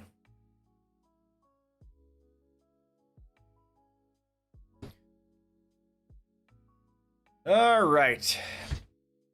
Anyone, questions, comments, suggestions? Before we move on, getting towards the end, maybe Girly Barrel will pop in. China stealing technology from Western countries to use it for themselves. Yeah, well, obviously within capitalism, that is a bad thing, right? Because of money. But right, Russia also has open. God, my brain doesn't work today. Open patents and that sort of stuff as well. Yep. Highly politicized, let's be real. When COVID first started, I took it very seriously. I, along with the media, hated those people protesting lockdowns. They told us we couldn't have birthday parties, go to church. We weren't allowed to have funerals. Then the BLM summer event have literally just turned off COVID. No, that's not actually correct. So we could have 3 months of race riots. That's not actually correct. No, that's what they found out is that if you're outside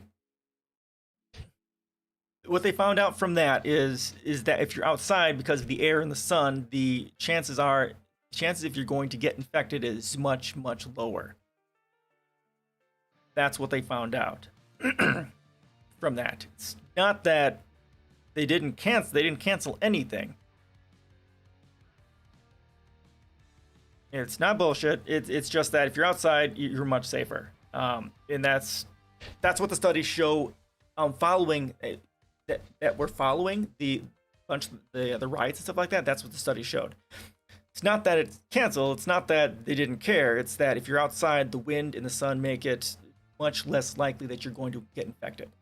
So that's the way I've approached it with my family because of that, right? If you're outside, you can spend some time with people. Just keep your distance a little bit, and you'll be okay. Especially if you have a mask on of sorts, right? That's what's important. It's not that it was canceled.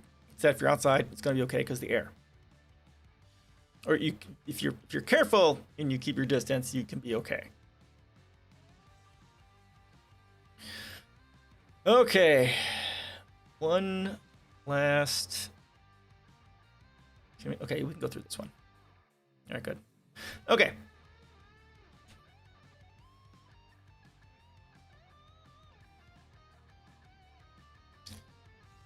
People packed in, sweating, sharing joints.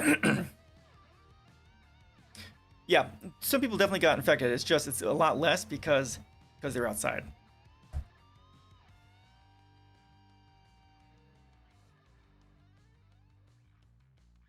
All right, epic failure of humanity, global displaced population hits all-time high. The tragedy of so many children being born into exile should be reason enough to make far greater efforts to prevent and end conflict and violence. Yeah, that's true. And of course, this is never going to happen as long as the United States decides to be the largest terrorist organization in the world, because we are. And again, like I say in my policies, if the United States doesn't want refugees and immigrants, then we need to stop fucking destroying countries and installing coups, or forming coups and installing right-wing dictators to destroy and exploit these countries. If the United States was not the largest terrorist organization in the world, this would be a much significantly smaller problem globally. And of course, if we not only stop being a terrorist organization, but if we also work towards dealing with climate change, not just in our country, but globally, this would also be a much smaller issue.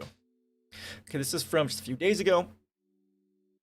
A report released Friday by the United Nations Refugee Agency finds that more than 82 million people across the globe were forcibly displaced by war, persecution, the climate crisis, and other factors by the end of 2020, a record high that one international aid group called an epic failure of humanity. A true statement. This is a massive failure of our entire globalized civilization to have compassion for everyone else. It's a violation of our mutual interdependence, of which capitalism, of course, requires. Is going to be way too busy terrorizing its own people in the coming years.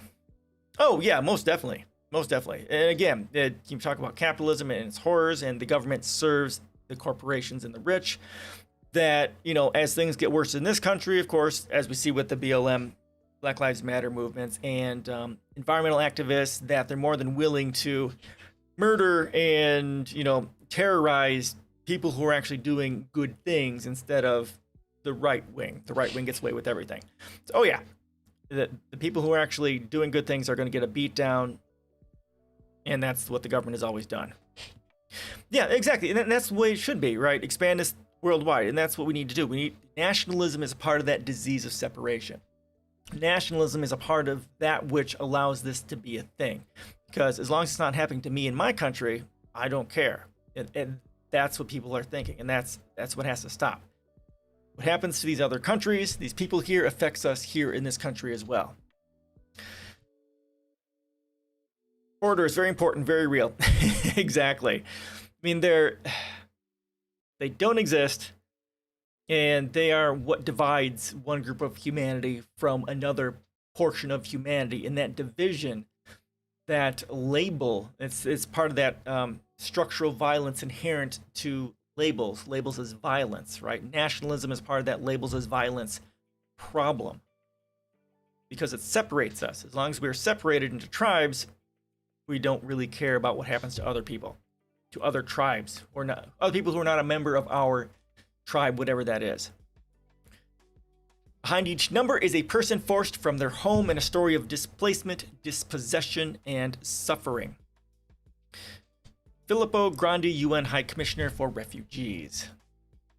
UN's annual Global Trends in Forced Displacement assessment estimates that girls and boys under the age of 18 account for 42% of the 82.4 million people who have fled their homes in search of safety and basic human dignity. Nearly a million children were born as refugees between 2018 and 2020, the report shows. This is a bad take. Hundreds of charges against rioters in New York City are about to be dropped. No one's charges are getting dropped from January 6th. Look at the reaction to Charlottesville versus the Black Lives Matter. Okay, sure, right, but it is going to escalate. I mean, they if you look, we covered an article on this earlier, covered this last year as well, or last week as well. They are declaring socialist as a terrorist ideology. The government doesn't. To the government in the corporate interest, leftists, socialists are just as much of a threat to capitalist imperialism as right-wingers are. Now, of course, right-wingers are worse because they are inherently much more violent, and left-wing movements tend not to be so violent, and so it's harder to, find a way to destroy them. It's not that they haven't. The right is the whole U.S. government. Yes, that's a true statement. Yep, Democrats are center-right. They are moderate conservatives, and of course, because they're violent, right? It fits perfectly there, right? And because left-wing movements tend to be not as violent, yeah, they'll get out at some point, but they do keep them in jail for as long as they can. Look at the yeah, exactly. The pipeline activists, right? Fucking whatever the pipeline is, right? They pulled out dogs, they pulled out freezing water and froze them, and all sorts of other horrible things, right? That's the thing. And of course, right-wingers are going to get it worse to an extent because they are more violent. It was already proven that the most of the destruction that was happening was started by the fucking police. Yeah, I saw that as well. Yeah, undercover police officers who were initiating it. Or there might have been some. Again, what Antifa is way more violent than the American dissident, right? Not at all true. Not at all true. Don't get me wrong. There are some anarchists that do some of that just to create chaos. I do believe that. Antifa may be a little bit too, but the far right, I mean, come on, the far right is running over people. They're murdering people directly. Look at the fucker who had the gun and murdered 2 people in Wisconsin and wounded another in cold blood. I mean, the right explicitly murders people because of they're psychopaths. That's the part of the psychology of right-wingers is psychopathy. Sociopathy first for the lower levels, and then complete psychopathy, as you see here in the nut jobs in January 6th, and the people who are running over others and murdering them in cold blood. You're living a lie. All right. Behind each number is a person forced from their home and a story of displacement, dispossession, and suffering. They merit our attention and support, not just with humanitarian aid, but in finding solutions to their plight. Said Filippo Grandi, the UN High Commissioner for Refugees.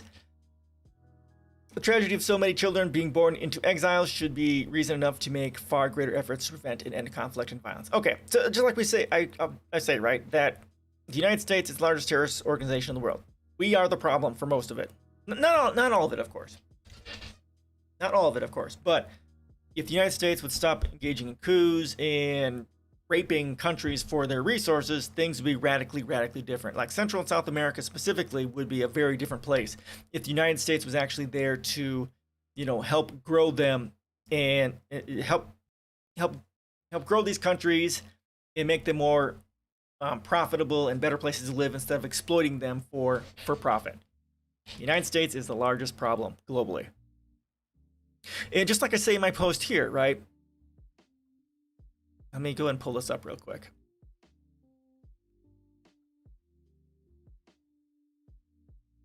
how would a resource-based economy play out? And I specifically look at the United States. My fucking hands. Well, I want to talk about this because this is fascinating to me. This is where I live in two different realities. How do you perceive the right as being more violent? Well, I mean, January 6th. Well, police officers murdering people, they're conservative, right?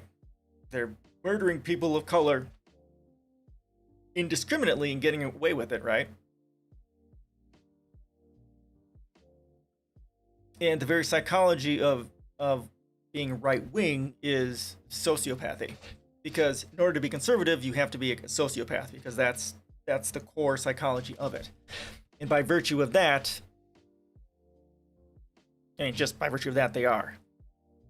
And hell, even in the article we covered, did we cover that today? Yeah, we read that today, that right-wing militant organizations are the largest threat to domestic peace. That was talked about here, right?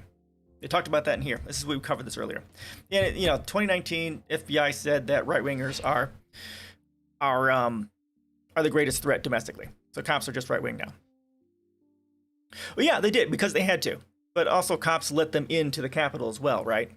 They have to because it's their job, but also they didn't do to the Proud Boys what was done to the oil pipeline people. The Proud Boys got to sit there. They got food delivered to them. What did the people in the pipeline get? They got attack dogs. They got rubber bullets. They got freezing water, right? Proud Boys, that's their people, right?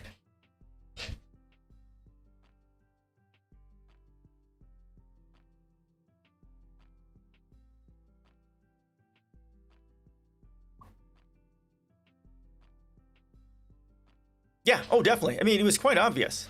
It was quite obvious, and not just the Capitol Police let them in, but also the some of the legislators helped them in doing it as well. It was to set them up? No.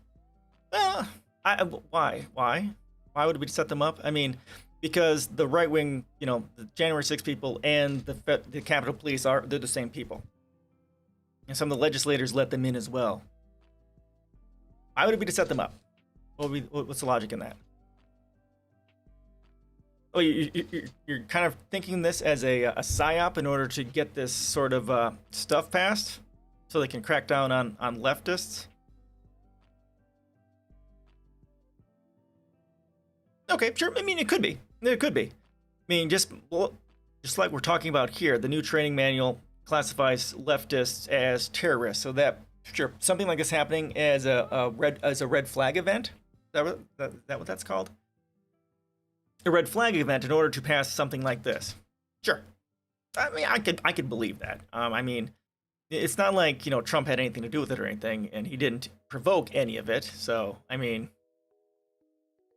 sure, it could be a thing. It could be a thing. But again, they murdered people in cold blood and all that sort of stuff. So. Yeah, and the FBI acknowledges that right-wing extremists are the largest threat to national safety. Okay, though the deadly coronavirus pandemic led countries around the world to close off their borders to refugees and asylum seekers, many people still fled across national lines in 2020, the 9th consecutive year in which the number of forcibly displaced people has reached a record high. Oh, yeah, because he's a liar. Trump is a liar, a con man, and a fraud. He's a horrible human being and needs to be in jail for many, many reasons. Not just him being in president, but just being a horrible, horrible human being in general. Yes, they did. 2 officers were murdered directly. And a third was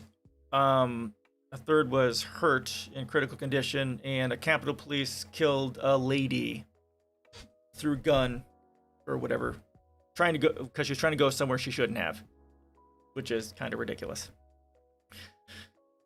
According to the new UN report, 26.4 million people were living as refugees in 2020, and more than 2/3 of those who fled abroad came from just 5 countries: Syria, Venezuela, Afghanistan, South Sudan, and Myanmar. Okay, not sure what's going down in Sudan. I haven't heard anything about that. 2.2 million. Wow. UN figures show that in addition to those who were forcibly by circumstance to leave their home countries, 48 million people were internally displaced by the end of last year, up from 45.7 million in 2019. Yeah, climate change is going to be a large part of this problem, not just the war, the violence and all that sort of stuff, but climate change is going to be a large part of this going forward. Again, a part of that death spiral that we are in, this late stage capitalist death spiral. Climate change is driving displacement and increasing the vulnerability of those already forced to flee. The report states forcibly displaced and stateless people are on the front lines of the climate emergency. Many are living in climate hotspots where they typically lack the resources to adapt to an increasingly inhospitable environment. The dynamics of poverty, food insecurity, climate change, conflict, and displacement are increasingly interconnected and mutually reinforcing, driving more and more people to search for safety and security. They tried to say they killed Officer Sicknick, yep, but his death was ruled as natural causes because he died of a stroke on the next day. Well, you can't say it wasn't necessarily caused indirectly by having his head fucking beaten in, right? Isn't he the one who had his head beaten in by a fire extinguisher? Can't say that had nothing to do with it, right? COVID-19 pandemic brought the world, okay, but wars didn't stop. Of course not. Blah, blah, blah. Jan Egeland, Secretary General of the Norwegian Refugee Council, said in a statement that despite staggering statistics, world leaders have been inept to resolve the greatest emergency of our generation. Of course not, because there's no fucking money to be made in doing the right thing. Again, if you... I know my regulars are fucking sick and tired of seeing this post, and I apologize, but you need to see this. The fire extinguisher thing was a total lie. He didn't have any injuries, according to the med examiner. Okay. Far more people are on the move today than anything during World War II, yet we say we live in an unprecedented era of global peacetime. Haha, that's laughable. Egeland added, we need to rewrite tomorrow's history books to reflect today's reality that we live in an unprecedented era of persecution and suffering. Yep, because capitalism. Absent dramatic action from the international community to end conflicts, combat the climate crisis, and mitigate other major factors driving forced displacement, the UN report warns that forecasts for 2021 are equally worrying, with some of the world's worst food crises, including in displacement-affected countries such as South Sudan, Syria, and the Central African Republic, at risk of turning into famine. Of course they will. Climate change is going to make it so much worse. The question is no longer if forced displacement will exceed 100 million people, but rather when. The report states, clearly the need for preventing conflicts and ensuring that displaced people have access to solutions has never been more pressing than now. Yeah, and again, if the United States chose to be a part of the global move for peace and the fight against climate change, this could all radically change. Because the United States is the richest country in the world, largest military, largest technology. We could radically change, make things so many better. If we were in the vanguard of global peace, climate change, things could be so much better. All right. 7 o'clock. All right, people. I've reached my 2 hours. The wife's going to be home sometime soonish. So at the end of my streams, I leave a moment for you guys to say whatever random stuff you want to say. Any last minute comments, thoughts, or suggestions. Whoa. I think the right-wing terrorist threat is almost entirely FBI agents setting people up. Oh, doing attacks. Okay. Look up Gary Thomas Rowe Jr., who's paid by the FBI to infiltrate the Klan in the 60s. The infamous bombing in 16 Yeah, I mean, that could be a thing. I mean, the FBI and the CIA are terrorists. It was him. Okay, could be. Could very well be. I mean, I'm not above believing that. You know, like considering 9/11 is an inside job and that sort of a thing. And, you know, the United States is not above murdering people to maintain their, you know, control on the populace. I'm willing to believe it. Just like you mentioned that, you know, the January 6th could be a is it called a red flag event? I can't remember what it's called, right? Just to create a problem so they can pass the legislation like we're talking about here, so they can add more laws to crack down on leftist movements. Yeah, I haven't delved that deeply into that aspect like you're talking about here, but I'm more than willing to consider that as a possibility. FBI, domestic terrorist, CIA, international terrorist. Yep, willing to believe it. All right, anyone else? And if anyone else wants to chime in just to say hi, that's cool too. I know they've got some lurkers here as well. That's all right as well. And if you haven't followed me yet, you can look down below.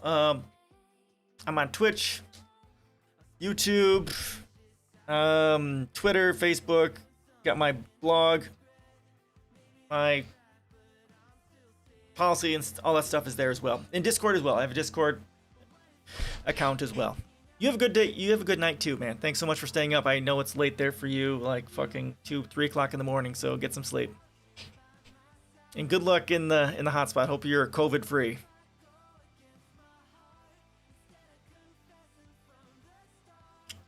Be safe. Anybody else going once? Going twice? America.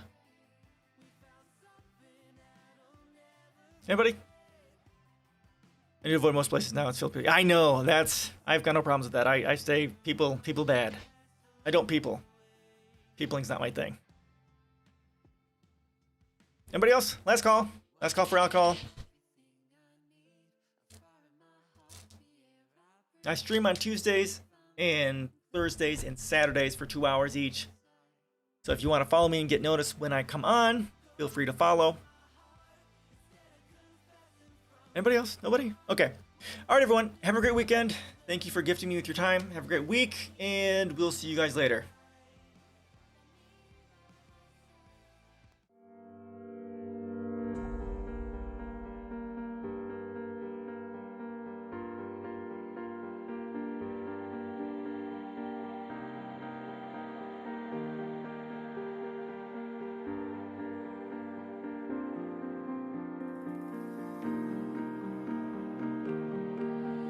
Just me and you, let's make up all the rules. Count to 10 and watch the stars.